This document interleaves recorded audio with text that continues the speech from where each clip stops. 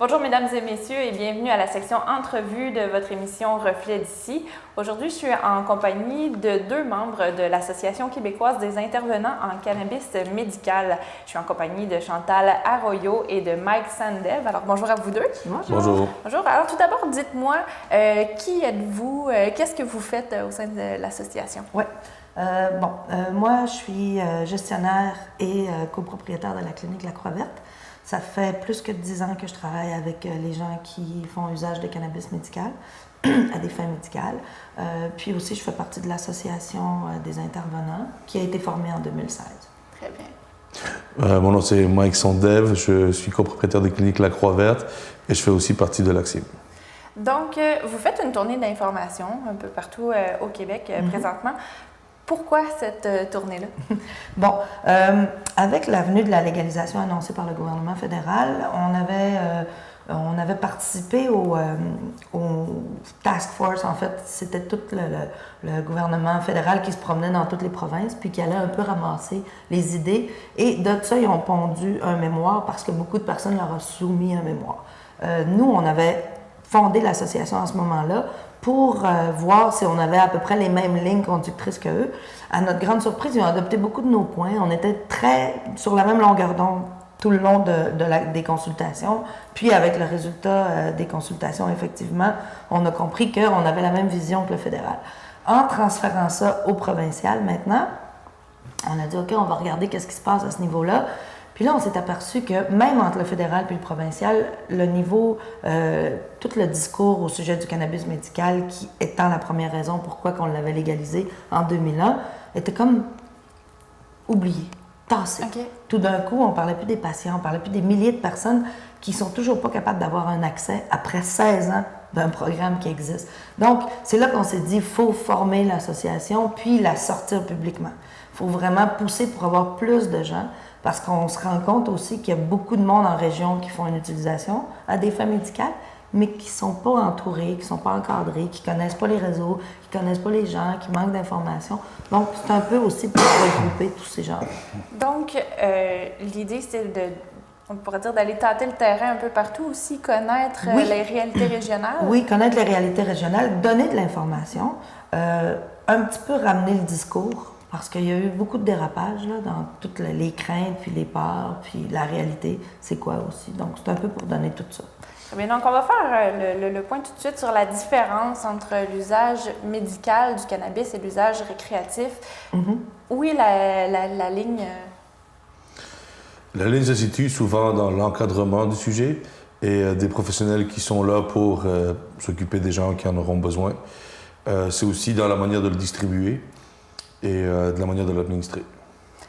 Donc, pour ce qui est on va parler vraiment du volet médical aujourd'hui.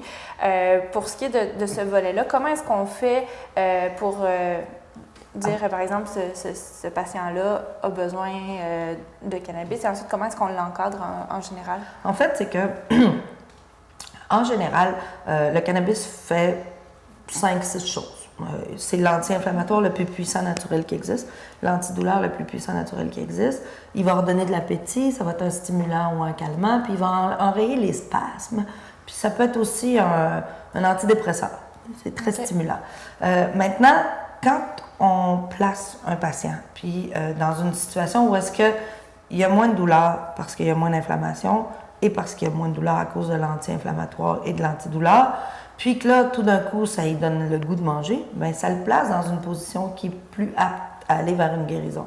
Fait que c'est un peu ça qu'à la clinique, on va faire avec nos intervenants, nos infirmières, c'est qu'on rencontre les patients, on évalue leur cas, on regarde avec eux qu'est-ce qui se passe, puis là, on regarde les différents produits puis extractions. C'est plus le domaine à Mike, mais c'est vraiment les extractions qui vont faire la grosse différence de ce que le patient peut en retirer.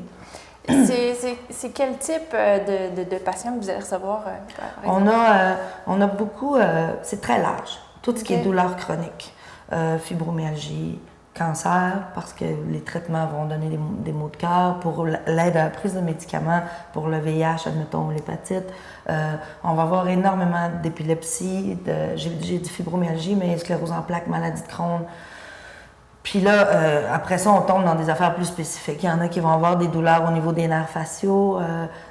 C'est vraiment très, très large. Depuis, je vous dirais, les 5 dernières années, ça n'a aucun sens, la panoplie de pathologies qui se présentent, puis qu'on arrive à trouver une manière de les soulager. Puis là, maintenant, avec la venue de la légalisation de la consommation de cannabis, en fait, qu'est-ce que vous appréhendez ou quels sont les enjeux? Est-ce que ça modifie quelque chose? Ça modifie certainement la quantité qui va être consommée. En ce moment, il y a 45 producteurs licenciés au Canada. Il y en a un au Québec. Et ils fournissent même pas tous les patients. Okay. Donc, je ne sais pas c'est quoi le plan pour quand ça va devenir récréatif puis qu'il va y avoir 5 fois plus de monde qui vont en consommer. Mais si jamais ça arrive qu'il y ait un manque de produits, ben, les gens vont retourner là où est-ce qu'ils allaient avant. La compétition, je ne sais pas à quel point le gouvernement réalise, mais la compétition est vraiment féroce. Parce qu'il y a beaucoup de monde qui savent comment ça marche. Il y a beaucoup de petits réseaux qui existent. Puis le service à la clientèle de ces petits réseaux est hors pair. Donc, il faudrait mettre sur pied, on pourrait dire, un système là, de culture d'approvisionnement.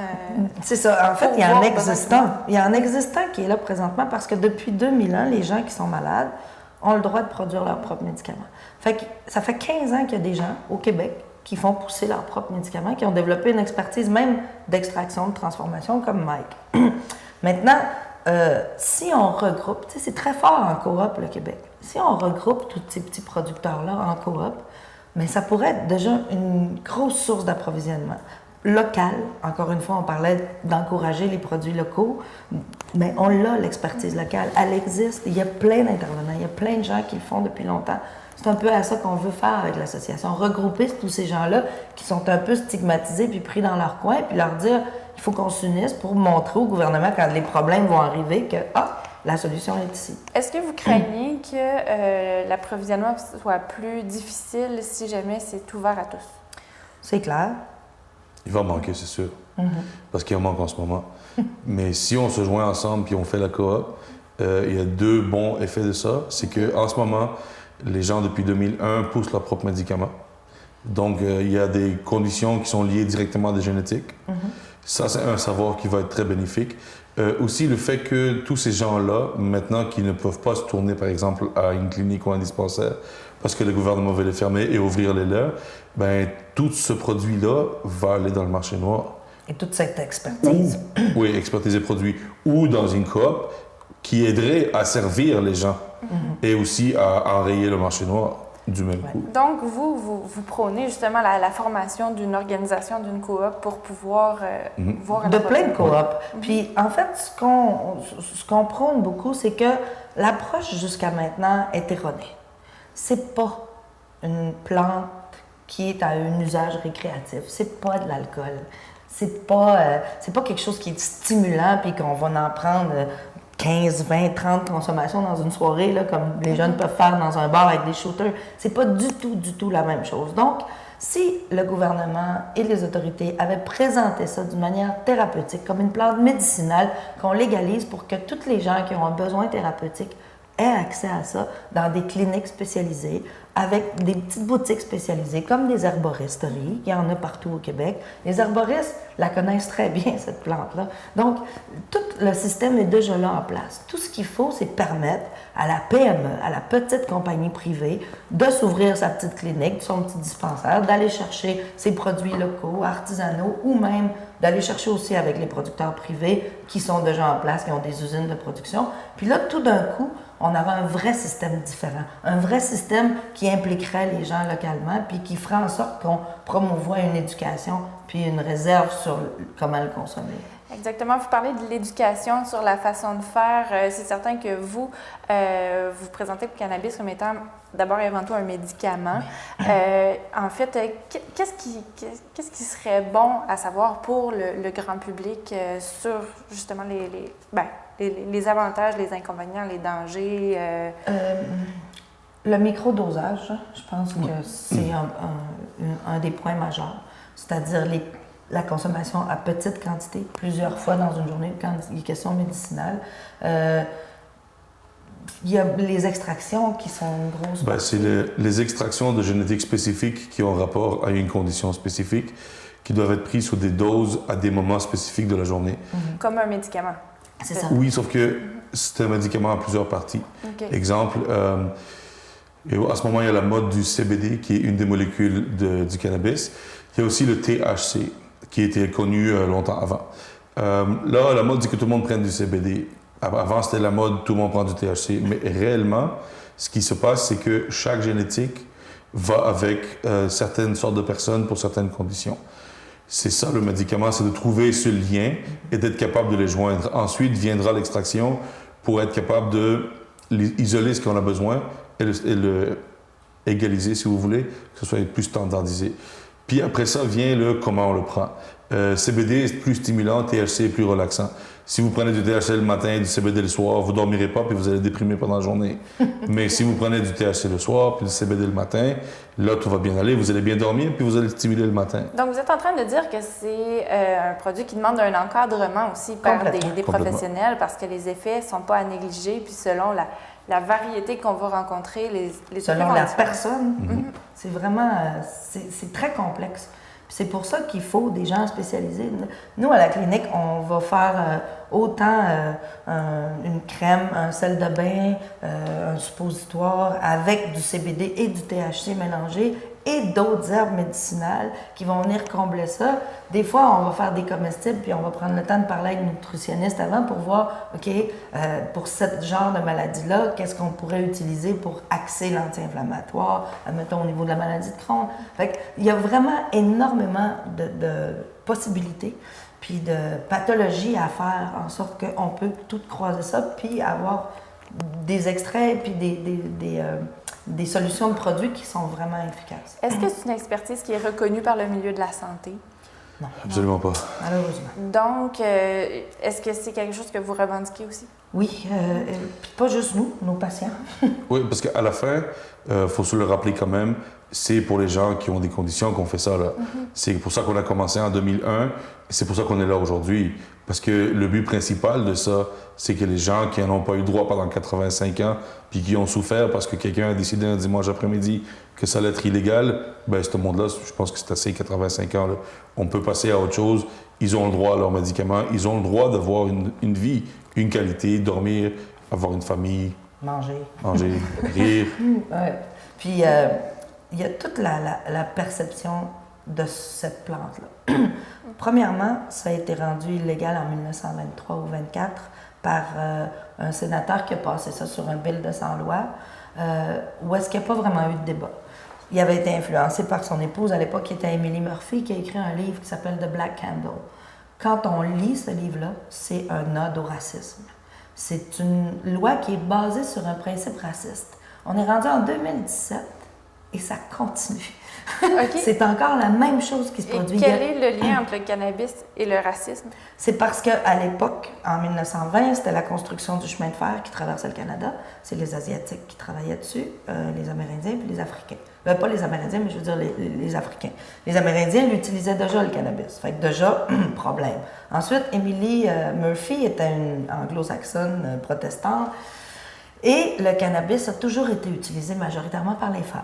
Parce que c'est un excellent contrôle pour les crampes prémenstruelles. Même durant la grossesse, certaines femmes vont le consommer pour éviter de vomir leur vie les 3 premiers mois. Donc, c'était déjà très utilisé. Fait que les femmes s'en allaient sur le chantier de construction du train, puis allaient chercher leur médecine. Parce que pour les Chinois et les Hindous, ça fait 10 000 ans qu'ils l'utilisent. Donc, les femmes allaient là, puis là, hop, tombent en amour. Okay. Puis là, Madame Murphy, elle capotait parce qu'elle était en train de diluer la race anglo-saxonne, ou, dans son livre, comme elle dit, c'était pourquoi? Pour rendre les femmes folles, puis C'est parce que les hommes vont en consommer, les Chinois et les Africains vont en consommer, et maintenant ils vont aller violer la femme blanche, et maintenant ils vont diluer la race. Donc, c'est sur cet ouvrage-là que c'est basé au Canada. En fait, la loi. OK.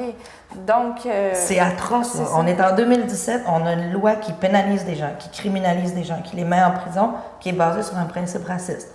Puis quand on réfléchit, c'est une plante qui pousse partout. Puis là, tout d'un coup, on décrète qu'elle n'est pas légale. Présentement, le cannabis est classé plus grave que la cocaïne parce qu'il n'est pas classé comme médicament. C'est une drogue qui est l'équivalent pour la DEA des amphétamines puis du LSD. Je veux dire, c'est le médicament qui est le plus vieux. On en trouve dans des tombes égyptiennes qui ont 2000 ans. C'est vraiment, quand on y pense, c'est logique que ce soit une question raciste. Donc, quand on parle de la légalisation qui s'en vient, de votre côté, est-ce que vous voyez ça d'un bon œil quand même? Oui, oui, parce qu'on passe enfin à une autre étape. Meilleur encadrement, nous allons maintenant pouvoir avoir de vraies études, des scientifiques diplômés pour y travailler dans des laboratoires. Enfin. Moi, je pense que la preuve est la suivante, avec un marché illégal considéré underground, sans de l'aide de la part du gouvernement, sans l'aide de la part des banques, on a réussi à monter une clinique qui aide des milliers de personnes. Qu'est-ce qu'on va être capable de faire si on n'avait pas besoin de se cacher et on pouvait avoir le support? C'est ça. Moi, je pense que tout reste à faire. Et puis, est-ce que vous pensez que votre expertise pourrait être reconnue officiellement dans le système de la santé? Ben, je veux dire, Dans l'industrie pharmaceutique même? on considère qu'un expert doit avoir 10 000 heures de travail.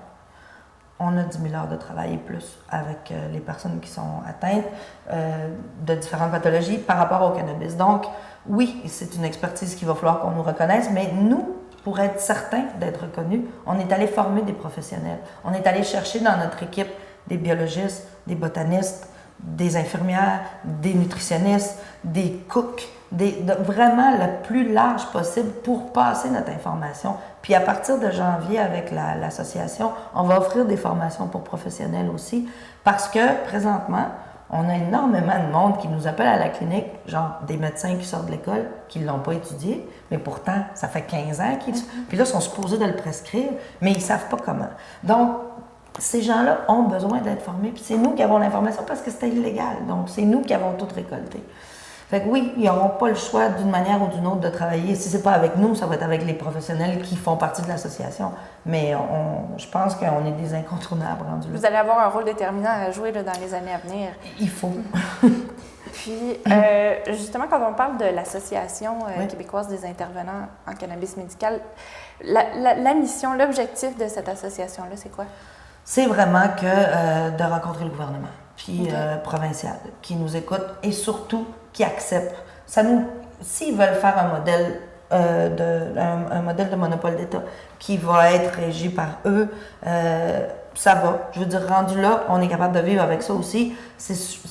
La seule chose, c'est qu'il faut absolument qu'ils laissent des cliniques comme nous exister. Parce qu'on vit au Québec, on a une population vieillissante, on a énormément de personnes qui souffrent de douleurs chroniques, on a un problème majeur de prise d'opiacés et de fentanyl. On a une crise présentement, puis la solution, elle se trouve dans le cannabis médical. Le 3/4 de ces gens-là qui se ramassent dans des intox parce qu'ils sont intoxiqués avec un médicament prescrit, leur solution, c'est de prendre du cannabis, peut-être ingéré, peut-être en suppositoire, peut-être fumé, mélangé avec tout ça, mais au moins, ils n'auront pas d'addiction, ils ne peuvent pas en mourir, ça ne se crapera pas leur estomac. Fait que c'est vraiment une solution qui est là, à la portée de tous, puis je pense qu'il faut l'exploiter vraiment. Très bien. Donc, présentement, votre tournée se situe dans quel secteur? Est-ce que vous faites le tour du Québec au complet? Oui. Oui, au courant du dernier mois, au prochain mois, nous allons faire pas mal le tour du Québec au complet. Ouais. Bien, puis, dans les régions comme ça, qui est-ce que vous venez rencontrer?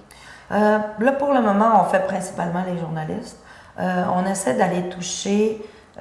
pourquoi qu'on a décidé d'aller en région? C'est parce qu'on s'est aperçu que, encore une fois, le message est dilué.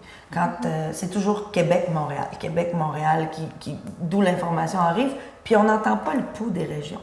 Là, en se promenant, puis en rencontrant des intervenants, mais certains de nos patients aussi, on voit les inquiétudes. Et là, ils nous le disent. C'est sûr qu'il y a beaucoup de stigmatisation autour de l'usage du cannabis. Donnez-moi un exemple pour qu'on... Je connais énormément de filles entre 25 et 50 ans qui l'utilisent régulièrement et qui ne le diront jamais. Elles, ça leur fait un problème d'arriver du jour au lendemain que c'est rendu légal, puis là, il faut qu'ils aillent dans un dépanneur ou une sac, ou est-ce que ça va être un jeune de 18 ans qui va leur vendre leurs produits, qu'elles sont discrètes dans ça. Mais là, tout d'un coup, tout le monde va le savoir, vont savoir la consommation qu'ils prennent.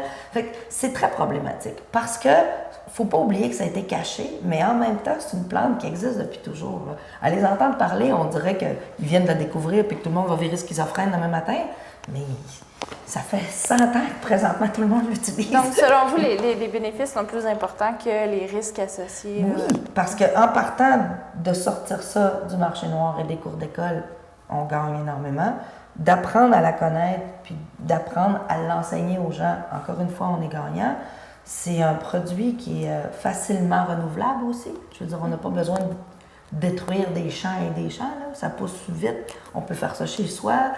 Il y a énormément d'avantages. Puis quand vous parlez de la stigmatisation, par exemple, les personnes qui sont habituées de consommer du cannabis, de s'approvisionner dans un contexte plus discret, est-ce que vous pensez aussi que on pourrait dire, les stéréotypes vont tomber puis que ces personnes-là vont pouvoir s'approvisionner sans gêne? Bien, il faut. Moi, je pense que ça va prendre un petit moment, le temps que tout le monde comprenne qu'est-ce que le cannabis est réellement. Aussi, ça va beaucoup avoir avec comment le gouvernement va présenter ça. Parce que s'il nous le présente sous forme de récréatif, aller l'acheter au dépanneur, c'est sûr que ça va être banalisé. Si on prend une tangente dans laquelle on peut comprendre que fumer un joint ou manger un biscuit le soir pour relaxer après travail et dormir, écouter un film, prendre ça relax, je pense que ça va être pas mal mieux accepté par tout le monde. Puis ça va aussi éviter l'excès de la population, des gens qui ne savent pas. Ça va laisser le temps d'absorber aux gens qui sont réticents parce que c'est quelque chose de nouveau. Malgré le fait que vous croyez en tous les bénéfices du cannabis, est-ce que vous êtes d'avis qu'il faudrait quand même faire de la prévention, ne serait-ce que 100%. Pour la sécurité au volant, pour en fait tous les effets secondaires potentiels? Oui, c'est pour ça qu'on croit qu'en éduquant les gens sur ses vertus thérapeutiques, ils vont moins en faire un usage récréatif. Donc, ils vont moins conduire. Ils vont comprendre pourquoi qu'il ne faut pas conduire avec ça.